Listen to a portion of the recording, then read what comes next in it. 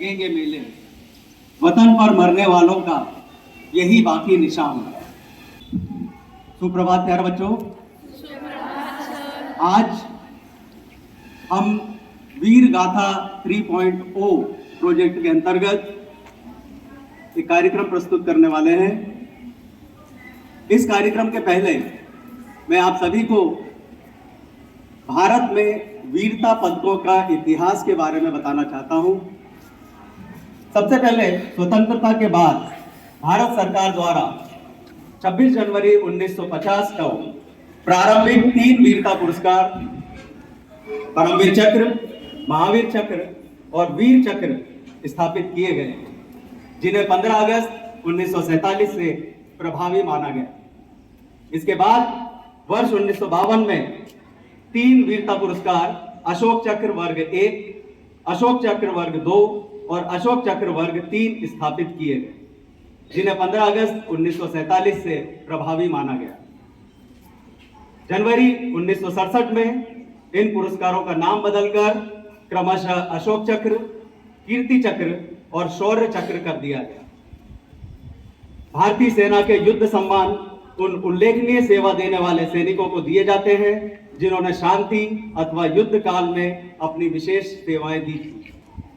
भारतीय सशस्त्र सेनाएं सैन्य सम्मान के असंख्य पदकों की पात्र है। असाधारण बहादुरी और साहस के लिए इन्हें सम्मानित किया जाता है। साथ ही साथ युद्ध और शांति के दौरान अनेकों सेवा और अभियान पदक से इन्हें सम्मानित किया गया। परमवीर चक्र भारत का सर्वोच्च शौर्य सैन्य अलंकरण है, जो दुश्मनों की उपस्थिति में उच्च कोटि की शूरवीरता एवं त्याग के लिए प्रदान किया जाता है। ज्यादातर स्थितियों में यह सम्मान मरणोपरांत दिया गया। इस सम्मान की स्थापना 26 जनवरी 1950 को की गई थी, जब भारत गणराज्य घोषित हुआ था। भारतीय सेना के किसी भी अंग के अधिकारी या कर्मचारी इस पुरस्कार के पात्र होते हैं एवं इसे देश के सर्वोच्च सम्मान भारत रत्न के बाद सर्वाधिक प्रतिष्ठित पुरस्कार समझा जाता है। इससे पहले जब भारतीय सेना ब्रिटिश सेना के तहत कार्य करती थी तो सेना का सर्वोच्च सम्मान विक्टोरिया क्रॉस दिया जाता था। अब मैं कक्षा 12वीं द से दीपा सिंह को मंच पर आमंत्रित करना चाहता हूं, जो परमवीर चक्र विजेता सोमनाथ शर्मा जी के बारे में अपने विचार प्रकट करेंगे।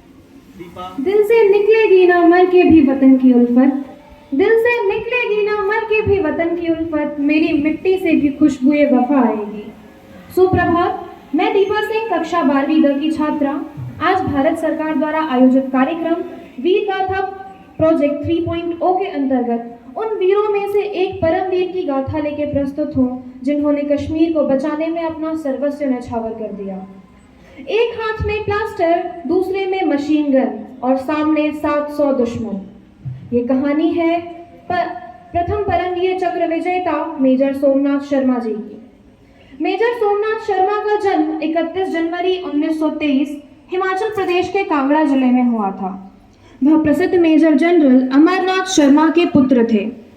मेजर सोमनाथ शर्मा भारतीय सेना की कुमाऊं रेजिमेंट की 4थी बटालियन की डेल्टा कंपनी के कंपनी कमांडर थे।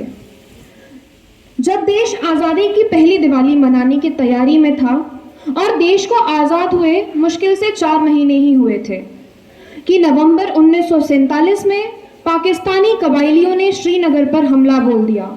मकसद था श्रीनगर एयरबेस को कब्जे में लेना। उस समय मेजर सोमनाथ शर्मा अपनी डेल्टा कंपनी का नेतृत्व कर रहे थे और जम्मू कश्मीर के बडगाम में तैनात थे। उस समय उनकी उम्र केवल 24 वर्ष थी।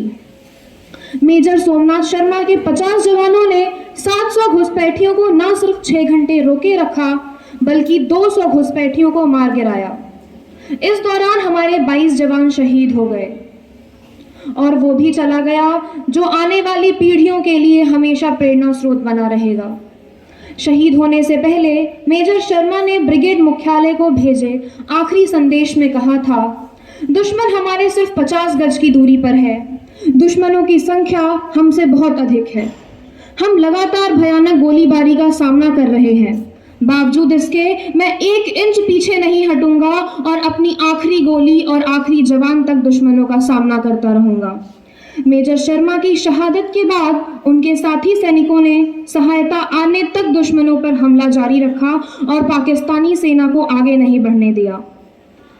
यदि आज वो एयरबेस चला जाता तो पूरा कश्मीर पाकिस्तान के कब्जे में होता। उन्होंने प्राण देकर भी अपना वचन निभाया और दुश्मनों को 1 इंच भी आगे नहीं बढ़ने दिया। ताजे हिंद की हिफाजत में निकला था एक शेर, ताजे हिंद की हिफाजत में निकला था एक शेर, सरहद पर घात लगाए गीदड़ों ने लिया था घेर। फौलादी हौसलों के आगे दुश्मन का किला ढह गया, फौलादी हौसलों के आगे दुश्मन का किला ढह गया। देश के लिए जिया था वो, देश का होकर रह गया, देश का होकर रह गया। भारत पाक युद्ध में अपने पराक्रम, वीरता और साहस से आखिरी सांस तक दुश्मनों का सामना कर प्राणों का बलिदान देने वाले प्रथम परमवीर चक्र विजेता मेजर सोमनाथ शर्मा जी को कोटि कोटि नमन।